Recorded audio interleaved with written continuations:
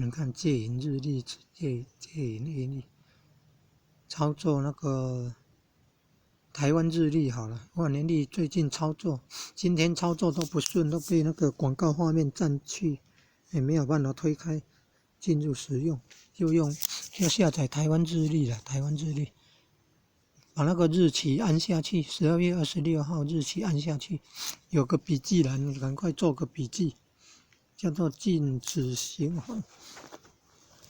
然后参考这个了，你看，印光大师寿康宝鉴呢，农历的11月15，然后23呢，23号就是圣诞节，晚上11点开始算，到礼拜天哦，农历的11月23哦，不能换邪淫啊，换淫的话会绝世呢，没有后代呢，可能也患不育症呢。多可怕呢！那天气冷的日子，很冷的日子，耗损精气神哦，会造成不孕症和绝后代，多可怕呀！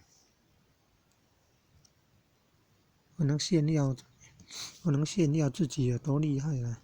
要爱惜精神，留他日，担当宇宙。